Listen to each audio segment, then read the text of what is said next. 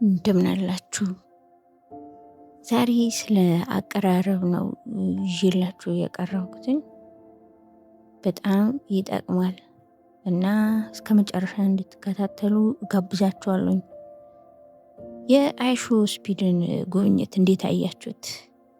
ጥቁር አንበሶች ያ ወጣቱ ልጅ ዩቲዩበሩ እንዴት ነበር? ኢትዮጵያ መጥቶ ነበር የአፍሪካ ቱር በሚል ብዙ የአፍሪካ ሀገሮችን እያየ ኢትዮጵያ መጥቶ ነበረ። ከዛ ወደ ግብጽ፣ ሞሮኮ እንደዛ እያለ ናይጄሪያ፣ ቤኒን እያለ አይቮሪ ኮስት እያለ እየሄደ ነበረ። የኛ ሀገር ጉብኝቱን እንዴት አያችሁት? እኛስ እንዴት ነበር አቀባበላችን? ከባህላችን አንጻር፣ ከትራዲሽን ከካልቸር አንጻር እንዴት ነበር ብላችሁ ትላላችሁ?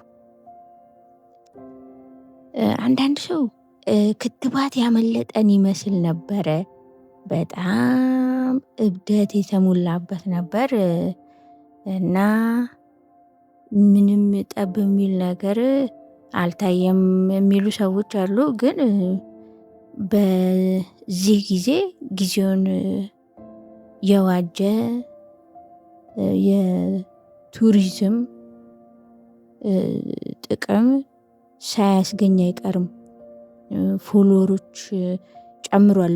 እሱም በራሱ ደግሞ ያገኛቸው ጥቅሞች አሉ እና በሱ ጉብኝት በእርግጥ አይናችን ተከፈተ ያሉ በጣም በርካታ የዓለም ዜጎች አሉ። አዲስ አበባ እንደዚህ አልጠበቅናትም ብለው ብዙዎች ቪዲዮ እየሰሩ አይቻቸዋለሁኝና በተቃራኒውም መምጣቱን እንደዚህ አይነት አቀባበል መደረጉም የወደዱት ሰዎች አሉ። በዛኛው ሳይድ በቃ እንዴት ግር እያለን እንቀጥላለን? የሆነ ለውጥማ ያስፈልገናል። አቀራረባችን በጣም መስተካከል አለበት። ራሳችንን እንድናይ ያደረገ ነገር ነው። እብድ ተገኘ በቃ ሰው ሁሉ እብደቱን አወጣ ብለው ደግሞ የሚያስቀምጡ አሉ። እና ለማንኛውም ጥሩ ነው መጥፎ ነው የሚለውን ለእናንተው ልተወውና የነገሮችን ውጤታማነት በገንዘብ ማግኘት ብቻ መለካት እንደሌለብን አምናለሁኝ። እሴቶች ተጥሰዋል አልተጣሱም የሚለው ነገር ሁሌ ቼክ መደረግ አለበት። አለበለዚያማ የድረግ ሽያጮችም እኮ ገንዘብ ያስገኛሉ። ሀሺሽ ምናምን ወዘተ በመሸጥ አደንዛዥ እጽ በመሸጥ እኮ ሰው ቢዝነስ እየሰራሁ ነው፣ ቤቴን እየደገፍኩ ነው፣ ገንዘብ እያገኘው ነው ብሎ ሊል ይችላል። ግን ቫሊዩ ተጥሶ የሚገኝ ገንዘብ ትክክል አይደለም። ይህ ደግሞ ከባህላችንም አንጻር ከሕግም አንጻር ከሃይማኖትም አንጻር የሚያዋጣ አካሄድ ስላልሆነ ውጤታማነትን፣ ሰክሰስን፣ ትሪያምፍን ከገንዘብ ማግኘት ብቻ አንጻር መመዘን የለብንም ብዬ አምናለሁኝና ለማንኛውም አቀራረባችን ማየት እንዳለብን ስላሰብኩኝ ነው ዛሬችን ቪዲዮ ያመጣሁላችሁና ምንም አይነት መልእክት ቢኖረን የምናቀርብበት መንገድ መልእክታችን እንዲልኮሰኮስ ሊያደርገው ይችላል ወይ ደግሞ ተቀባይነት እንዲኖረው ሊያደርገው ይችላል። አቀራረባችን ማለት ነው። አቀራረብ ማወቅ ለምን ይጠቅመናል ይላሉ ባለሙያዎቹ። በተግባቦት ላይ የተሰማሩ ባለሙያዎች በራስ መተማመናችንን የምንገልጽበት ነው። ስለ አቀራረብ ማወቅ ማለት ነው። አሁን ተግባቦታችን ላይ አቅደን መንቀሳቀስ አለብን። እንደ ግብር ይውጣ መሆን የለበትም። በንግድ ላይ ውጤታማ መሆን ካለብን ትምህርት የመማር ማስተማሩ ላይ ውጤታማ መሆን ካለብን በስራ በአሰሪ ሰራተኝነት ህይወት ውስጥ ውጤታማ መሆን ካለብን ግብርናም ቢሆን የግል ስራዎችም ቢሆን የሃይማኖት ተቋማትም ላይ ቢሆን ውጤታማ ጤናማ የሆነ ደስ የሚል ውጤታማነት ያለው ህይወት መምራት ካለብን አቀራረባችን በቃ በየቀኑ በየደቂቃው በየሰዓቱ ጥያቄዎች ሊኖሩን ይችላል። የምናስተላልፋቸው መልእክቶች፣ የምንናገራቸው ነገሮች ሊኖሩ ይችላሉ። ትዕዛዝ ልናስተላልፍ እንችላለን። ሪፖርት ልንቀበል እንችላለን። መረጃዎች ይዘዋወራሉና በዛን ሰዓት ላይ አቀራረባችን የተስተካከለ ሆኖ መገኘቱ ለምን ይጠቅማል? በራስ መተማመን እንዳለን ሊያሳይልን ሊገልጽልን ይችላል። እና ይሄ በራስ መተማመን የምትባሏ ደግሞ ኤለመንት በስነ ልቡናም እንደምታውቁት እጅግ በጣም አስፈላጊ አላባውያን ናት በህይወታችን ላይ። አንድ ሰው በራሱ የማይተማመን ከሆነ፣ የሚጠራጠር ሰው ከሆነ፣ የሚፈራ ሰው ከሆነ እንዴት ነው ሌሎችን ሊመራ የሚችለው? እንዴት ነው መልእክት አስተላልፎ ሰው ተቀብሎ ሊተገብር የሚችለው? እና በራስ መተማመን ደግሞ ለእኛ ለኢትዮጵያውያኖች ምንም ጥያቄ የለውም። አቀራረብን አስተካክሎ መገኘት በራሳችን ምን ያክል እንደምንተማመን ልናሳይበት እንችላለን። እና አቀራረባችንን ላይ አቅደም መስራት፣ ሆን ብለን ተጠንቅቀን መንቀሳቀስ አካባቢን ራሱ እንድንረዳ ያስችለናል። በቃ የሌላው ሰው የቦዲ ላንጉጁ ወይም አላዊ ያልሆነ መልእክት የሚያስተላልፉባቸው ነገሮቹ እንዴት ናቸው በሚል መመዘን እንችላለን። ከዚያ የራሳችንን ደግሞ መልእክቶች በዛ ምዘና መሰረት ተቀባይነት እንዲኖሩ በማድረግ መቅረጽ እንድንችል ያስችለናል። በቃ አካባቢን አንብበን እንድንረዳ የሌላውን ሰው አቀራረብ አይተን እንዳቀራረቡ ከቀረብ ነው እኛ ደግሞ ተቀባይነታችን ሰፊ ነው የሚሆነው። አንዳንድ ሰዎች ካያችሁ በጣም ጥሩ የሆነ የተግባቡት ክህሎት ያላቸው ከህፃኑ ጋር እንደ ህፃን ነው የሚጫወቱት፣ የሚቀርቡት ህፃናቶቹ ይወዷቸዋል። ከሴቱ ጋር እንደ ሴት ሆኖ በቃ የሴቶችን አጀንዳ በደንብ ነው የሚያውቁት። ሰፈር ውስጥ ያላቸው ተግባቡት እንደ ሰፈር ነው። ከዛ ደግሞ ፕሮፌሽናል ዓለም ውስጥ እንደዚህ ስታያቸው ቃላቶቻቸው የተመረጡ ንግድ ዓለም ላይ ሲመጡ፣ ወደ ንግድ ስራቸው ደግሞ ሲመጡ በቃ ሁሉም ጋር ሲገቡ አቀራረብ ስለሚችሉ በጣም በጣም ጥሩ ሰው ነው እሱማ በጣም በቃ የገባው ሰው ነው የገባት ናት ምናምን ተብለው የሚገለጹ አሉ። ምንድን ነው እነዚህ ሰዎች ሚስጥራቸው? እንደየሰው አቀራረባቸውን መቅረጽ፣ መቀየር፣ አፕሮች ማድረግ ስለቻሉ ነው። እና ዛሬ 3 ነጥቦችን ብቻ ብንከተል እኛም ቀላል በሚመስሉ በእነዚህ ነጥቦች መልእክታችንን ሰዎች በአክብሮት እንዲቀበሉት ሊያደርግልን ይችላል ብዬ ያሰብኳቸውን ነጥቦችን ይዤላችሁ ነው የመጣሁትኝ። እና አንደኛ ፖስቸር፣ አቋማችን እንዴት ነው የሚለውን በጣም በጥንቃቄ ማየት አለብን። አሁን በጠዋት ተነስተን የቀኑ ውሎ ላይ ስንገባ አቋማችን እንዴት ነው? ሰው ፊትን ያያል ይባላል። ፈጣሪ ነው የውስጥን ነገር የሚመለከተው። ግን ሰው የሚታይ ነገር ነው። በቃ ወደ ውስጥ ገብቶ አያይም። እንግዲህ ያው ሁሉም ሰው ጠንቋይ አይደለም፣ ጠንቋይም ለራሱ አያውቅም ይባላል። እና የተወሰነ እንኳን ያውቃል ብንል ሁሉም ሰው ጠንቋይ አይደለም። የውስጥን ነገር ሊያውቅ የሚችልበት እና ከውጭ ነው ነገሮች የሚታዩትና ሰው የሚደመድመው። ኢምፕሬሽን ኢዝ ኤቭሪቲንግ በዚህ ጊዜ ማለት ነው። እና የሚታይ ነገር ይዞ መቅረብ ያስፈልጋል። እና አቋማችን ምን አይነት እንደሆነ ምንም ቃል ሳንናገር መልእክት የሚያስተላልፍበት ጊዜ አለ። እና ሆን ብለን ፖስቸራችንን ማስተካከል መቻል ይኖርብናል። አሁን የሀሳቡ አቋም እንዳለ ሁሉ የሀሳቡ አቋም ግልጽ ካልሆነ ግጭት ሊፈጥር እንደሚችል በቃ አቋም ያለው ሰው እንደሚከበር እንግዲህ እናውቃለን ሁላችንም። እና ፖስቸር ላይም ስንመጣ በተለይ አንዳንድ ፕሮፌሽኖች በፖስቸር ደግሞ የሚመዘኑ ሰዎች አሉ። ለምሳሌ ሆስቴስ ላይ ብንሄድ ፊዚካሊ ፊት መሆን አለባት።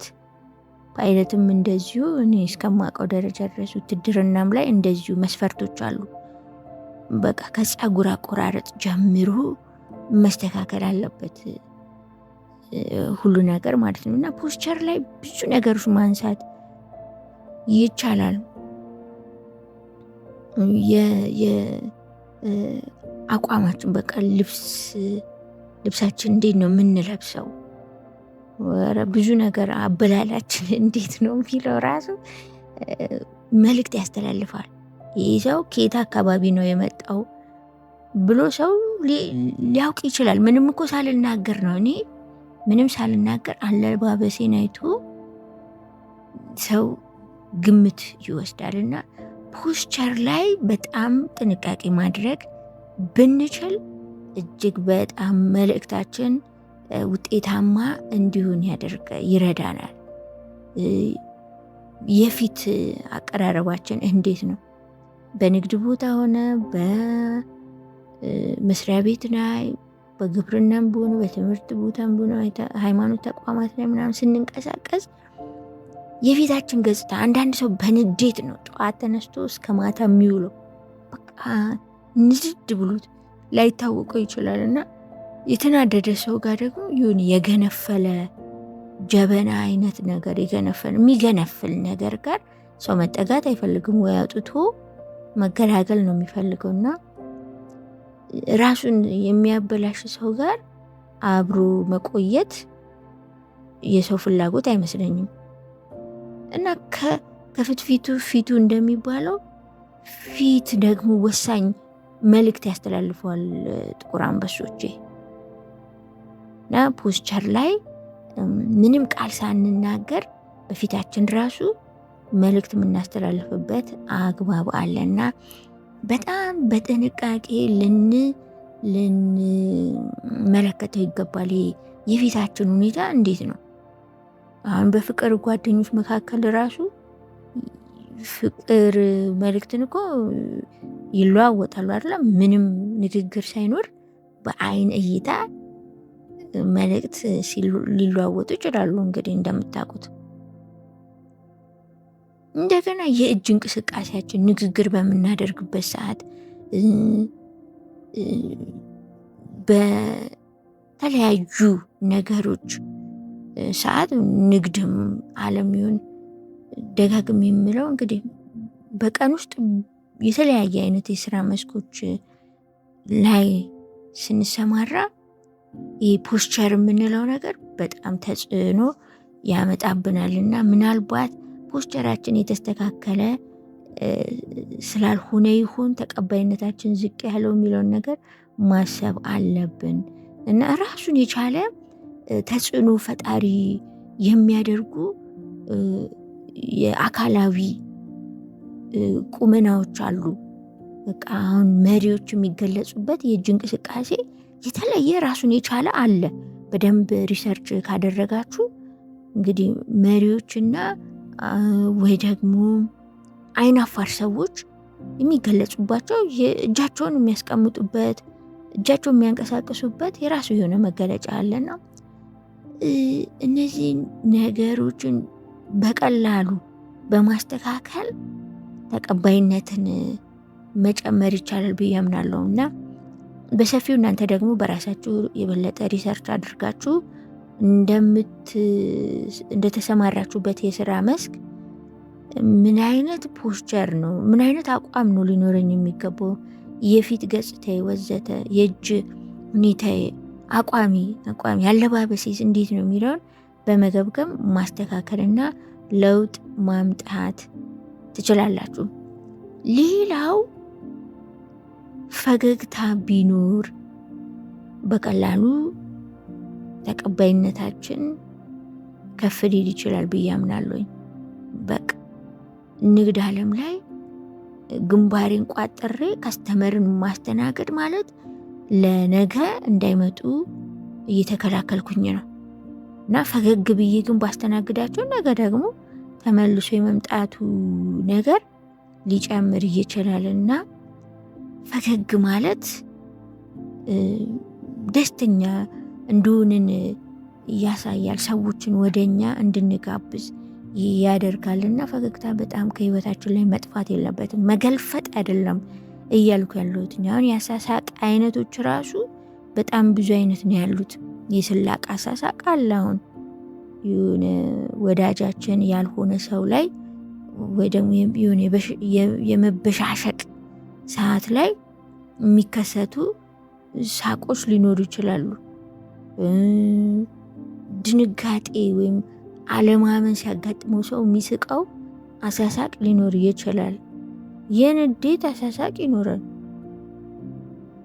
እንደገና የሀብታም ሳቅ ደግሞ የምንላቸው አሉ እና ሳቅ የተለያየ አይነት ሆነው የሚያስተላልፉት ደግሞ መልእክቶች አሉ። አሁን እኔ እንደዚህና እንደዛ ብለን እንሳቅ ሳይሆን ፈገግታ፣ በቃ ፈገግታ ዓለም አቀፍ የሆነ ተቀባይነት ያለው እንዲሁም ሌሎች መልእክታችንን እንዲቀበሉ የሚያደርግ ቀላል የሚመስል ነገር ግን ፓወርፉል የሆነ ኃይል ያለው የሆነ መሳሪያ ነው እና የሚያበረታታ ፈገግታ ቢኖረን በዕለታዊ እንቅስቃሴያችን ላይ ሌሎችን የሚጋብዝ ኢንካሬጅ የሚያደርግ ዲስካሬጅ የሚያደርግ የሆነ መጉረጥረጥ ቁጣ አይነት ፊታችን ላይ መታየት የለበትም እና የሚስበቅ ከአለባበስ የበለጠ እንደኔ እምነት ፈገግታ ልዩ ልብስ ነው ብዬ ነው የማምነው።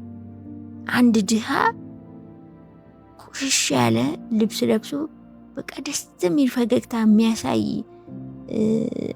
ሰው እዚህ ጋር ቢኖርና በደንብ ዘንጦ ግን ኩስትር ያለ በቃ በንቀት አካባቢውን እየገለማመጥ የሚያይ ሰው የትኛውን ነው ከእናንተ ጋር እንዲሰራ የምትመርጡት ወይም እንዲውል የምትመርጡት ቢባል እንግዲህ እንደየሰው ሊለያይ ይችላል። ግን አብዛኛው ሰው የሚመርጠው ፈገግታ ያለውን ነው። በቃ የሚቀየረውን ልብስ ብሩንም አውጥቶ ሊያስቀይርለት ይችላል። ግን ፈገግታ በጣም ቀላል የምትመስል ግን የሰውን ቀን የምታፈካ ናት። ለራሳችን ፈክታ አፍክታ የራሳችንን ህይወት የሌላውን ደግሞ እንድናፈካ የሚረዳን ነገር ነውና በራስ መተማመንም ይታያል።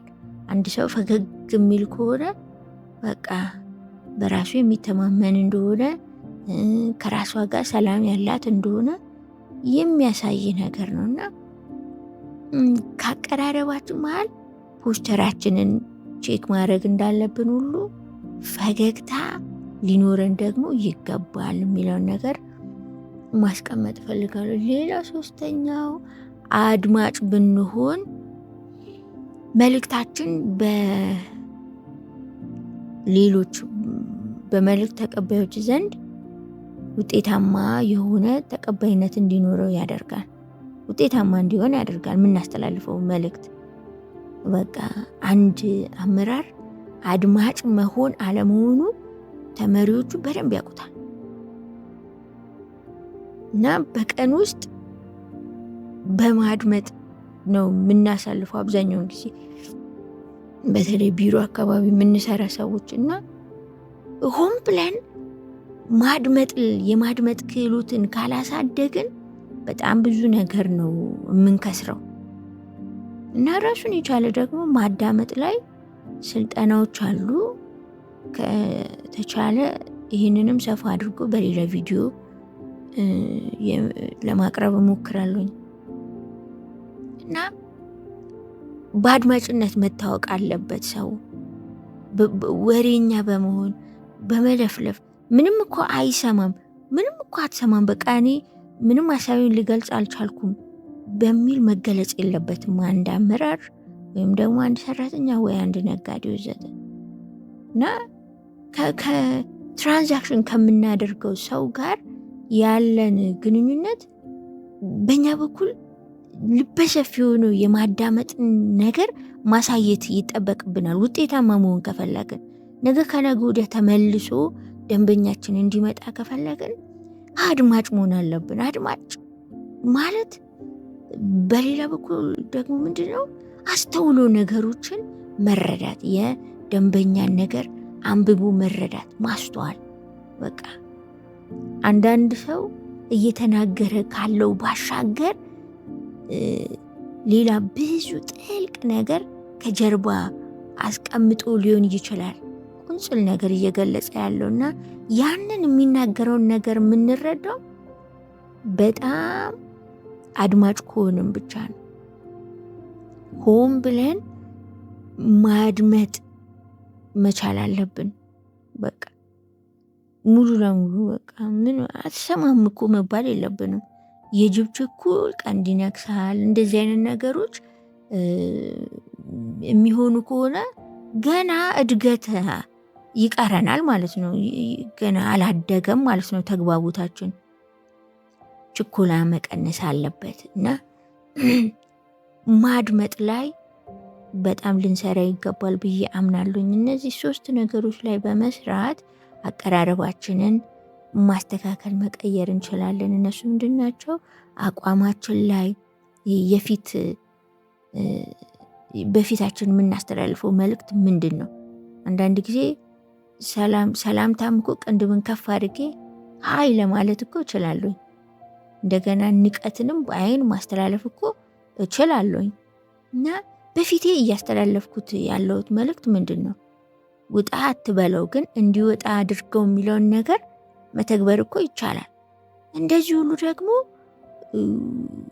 ፖዘቲቭ የሆነ ሪዛልት እንዲኖረኝ የሚያደርጉ የሚጋብዙ አክብሮት የተሞላ አክብሮትን ደግሞ ማሳየት እንችላለሁ በፊቴና ፖስቸር ላይ አቋማችን፣ የእጅ እንቅስቃሴ አቋቋማችን፣ ሊትራሊ አቋቋማችንም ጎብጠን ነው ወይ የምንንቀሳቀሰው የሚለውን በማስተካከል በራስ መተማመናችንን ማሳየት እንችላለን። አሁን በራሳቸው የማይተማመኑ ሰዎች እንዲሁ ምንም ሳይናገሩ ሲናገሩም ትለዩዋቸዋላችሁ፣ ሳይናገሩም በቦዲ ላንጉጃቸው ልትለዩዋቸው ትችላላችሁ። ጉብጥ ያሉ ናቸው። ድምፃቸው ብዙም አይሰማም። እንደገና መሬት ነው የሚያዩት። እንደዚህ በቃ ዝቅ ብሎ አጎንብሰው የሆነ ሀፍረት እንደሚሰማቸው በጸጸት የሚመላለሱ እንደሆኑ የምታስቧቸው ሰዎች አሉ። እንደዚሁ ገና አይታችሁ ማለት ነው። አንድ ሳይሆን ኮሳሳ ነው ብል በአይምሯችሁ የሚመጣ ምስል አለው። እንደገና ደግሞ ጀግና ነው፣ ይሄ ሰው ጀግና ነው፣ እሷ ጀግና ናት ብል ወደ አይምሯችሁ የሚመጣ የዛች ሰው ፊዚካል ምንም ቃል ሳትሰሙ የምታስቡት ነገር ይኖራል። የዛን ሰው ቀጥ ቀና ብሎ የሚሄድ እንደሆነ ምንም በቃ ፍርሃት የሌለበት እንደሆነ ቃል እንኳን ባይናገር ይህንን ልንገምት እንችላለን። እና ፐርሰፕሽን በሰው ፊት ያለን ግምት በጣም በጣም ወሳኝነት አለው። አቀራረባችን እሱን ይቀርጸዋል። ሰው ስለኛ ያለውን ግምት ማስተካከል የምንችለው በአቀራረባችን ነው። ምን አይነት አቀራረብ ነው ያለኝ የሚለውን መገምገም መፈተሽ አለብን። እንዴት ነው አቀራረቤ? ካላወኩኝ ጓደኛዬን ቀስ ብዬ መጠየቅ መቻል ይኖርብኛል። እንደገና ደግሞ ስለ ጓደኛችንም ሲነሳ እንዴት ነው አቀራረቡ የሚለውን ስንሰማ ራሳችንም በዛ መስታወት ውስጥ በማየት ማስተካከል ይጠበቅብናል። እና ምን አይነት ነው አቀራረባችን የሚለውን ነገር መፈተሽ ይኖርብናል። ቃል ሳናወጣ መልእክት የምናስተላለፍበት ነገር ስለሆነ ነው። አቀራረብ በጣም በጣም ታስቦበት ሊሰራ በጥንቃቄ ሊተገበር ይገባል። በጥንቃቄ ከተገበር ነው ደግሞ ውጤታማ ተግባቦት እንዲኖረን ያደርጋል። እና እንዳልኳችሁ ገንዘብ አይጠይቅም፣ ብዙ ሪሶርስ አይጠይቅም። ግን ራሳችንን እንዴት ነው ዝች ጋር ባስተካከል፣ እዚህ ጋር ወዘተ ብዬ በማስተካከል ከሰዎች ጋር ያለኝን ተግባቦት ውጤታማ እንዲሆን ማድረግ እችላለሁ። ፈገግታ በመጨመር በቃ አሁን ለምሳሌ ታክሲ ውስጥ በምንሄድበት ሰዓት ዝም ብሎ ተኮሳትሮ ቀኑን ሙሉ ከመዋል ፈገግታ ለሌላውም ሰው ልክ እንደ ፀሐይ አሁን ፀሐይ ጠዋት ትወጣለች አይደለ? ፀሐይ ጠዋት እንደምትወጣው ሁሉ ያንቺ ፈገግታ ለሌላው ሰው እንደ ፀሐይ ነው። በቃ ሰውን ይራባል ሰው ታውቃላችሁ። በተለይ እንደዚህ የታመሙ ሰዎች እንደዚህ ብቻቸውን ያሉ ወይ እስር ቤት ያሉ ሰዎች ራባቸው ሰው ነው፣ ገንዘብ አይደለም። ፍሪደም ያው ኦቪየስ ነፃ መውጣት ይፈልጋሉ። ግን ከዛ ባሻገር በቁጥጥራቸው ውስጥ ባለው በእጃቸው ባለው ለውጥ ሊያመጡ የሚችሉበት ነገር እስቲ ምንድን እንዲደረግላችሁ ትፈልጋላችሁ ተብሎ ቀጥታ ቢጠየቁ እንኳን ሊሉ የሚችሉት ሰው በቃ ደጋግማችሁ ነው፣ በቃ እናንተን ማየት እንፈልጋለን የሚል ነገር ነው የሚያነሱት። እንዲሁ ካጋጠመኝ ከሰማሁትም ተነስቼ ስናገር ማለት ነው። እና ፈገግታችን ለሌላ ሰው ፀሐይ ነው። ጥቁር አንበሶች ይህንን ፈገግታ ለሰው አንድም በፈጣሪ ዘንድ ሊያስመሰግነን ይችላል፣ ሁለትም ደግሞ እኛ ራሳችን ደስተኛ እንደሆነን የምናሳይበትም ነው። በቃ ደስታን የምናቅብበት መንገድ ነው ፈገግ ማለት እና በዛኛው ጽንፍ ደግሞ ዝም ብሎ መገልፈጥ እንደዚህም እሱም እንዳይሆን መጠንቀቅ ያስፈልጋል።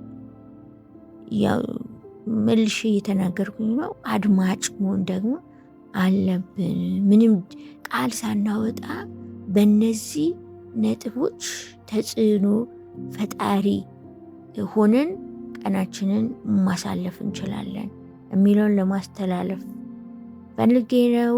ይሄ ቦዲ ላንጉጅ የምንለው ነገር ወይም አቀራረብ እንደየባህሉ ይለያያል።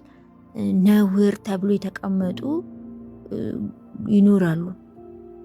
አሁን እግር መወዝወዝ፣ ኦክ ብሎ ያላመጡ ማኘክ በኛ በኢትዮጵያውያን እንግዲህ ባህል ነውር ሊሆን ይችላል። ምስራቅና ምዕራብ ደግሞ የተለያየ የራሳቸው መገለጫ የሆነ ባህል ይኖራል እና እንደየባህሉ አቀራረቡን አውቆ አለባበስ እንዴት ነው፣ አበላል እንዴት ነው፣ ከማህበረሰቡ ጋር ርቀት አጠባበቅ እንዴት ነው። አንዳንድ ማህበረሰብ አለ አሁን እንደዚህ በጣም ተቀራርቦ መሄድ የማይፈልግ በተለይ ያደጉት ሀገራት ፕራይቬሲ ምናምን የሚሉት ነገር አለ። ፐርሰናል ስፔስ፣ ይህ የግል ቅርበትና ርቀት ወዘተ የሚሉት ማለት ነው። አንዳንድ ባህል ላይ ደግሞ ተጠጋግቶ አሁን እኛ ጋር ምንም በቃ እንደዚህ ፐርሰናል ስፔስ ምናምን ያለም። አንበሳ ባስ ላይ ብትሄዱ እንደዚህ ተቀራርበን በቃ እና እንደየ ባህሉ ከእዚሁ ሀገራችንም ላይ ሆነን ምዕራብ ከምስራቅ እንደየባህሉ ሊለያይ ይችላል እና አቀራረብን አንብቦ ተረድቶ እንደየ ባህሉ መንቀሳቀስ መቻል ቢዝነሳችንንም ውጤታማ ሊያደርግልን የሚችል ነው እና በቃ በማን አለብኝነት መንቀሳቀስ የለብንም። ጠንቃቃ ናት፣ እሱ እኮ ጠንቃቃ ነው መባል ይኖርብናል። አሁን ከሰሜን መጥቶ ጋምቤላ ላይ ኢንቨስት የሚያደርግ ሰው ከምዕራብ ተነስቶ ሶማሌ ላይ ኢንቨስት የሚያደርግ ሰው ወይ ስራ ተቀጥሮ የሚሰራ ሰው እንደየባህሉ መንቀሳቀስ ግዴታው ነው ለውጤታማነቱ ማለት ነው። ከዛ ደግሞ የራሳችን ዘይቤ ደግሞ እንዲኖረን ያስችለናል። ስለ አቀራረብ ብናውቅ የራሳችንን ዘይቤ ማለት አሁን ደግሞ ጊዜው የብራንዲንግ አይደለ? ራስን የማስተዋወቅ የራስ የሆነ ፋሽን እንደዛ እንዲኖረን ይረዳል። አቀራረባችንን ኮንሽስሊ ማወቅና ማስተካከል ያለብንን ነገር ማስተካከል ብንችል ውጤታማ ተግባቦት እንዲኖረን ያስችላል። አሁን ይሄ በመስሪያ ቤትም በጣም በጣም የሚጠቅመን ነገር ነው። መድረክ ላይ ስንወጣ ምን አይነት ነው አቀራረብ ሊኖረን አቀራረባችን ሊሆን የሚገባው? ኦዲየንሳችን አድማጫችን ምን አይነት ነው? እንደ ኦዲየንሳችን ነው መቅረብ ያለብንና ስለ ኦዲየንሳችን ስለ አድማጫችን ማወቅ ይጠበቅብናል ገና ከመጀመሪያው ማለት ነው። ሁለትዮሽ ከሆነም በሚዲያም የምናስተላልፈው ፖድካስት ካለ ወዘተ አቀራረባችን በጣም ወሳኝ የሆነ ነገር ነው ጥቁር አንበሶች። እና ዛሬ ይህንን ነው ለማንሳት የሞከርኩት። ቀጣይ ደግሞ በሌላ ቪዲዮ ተግባቦታችንን የበለጠ ሊያሳድግ ይችላል ብዬ ያመንኳቸውን ነጥቦች ከዚህም እየቃረምኩኝ እመጣለሁኝ። ስለተከታተላችሁኝ አመሰግናለሁ። ሰብስክራይብ አድርጉ፣ ላይክ ሼር አድርጉ።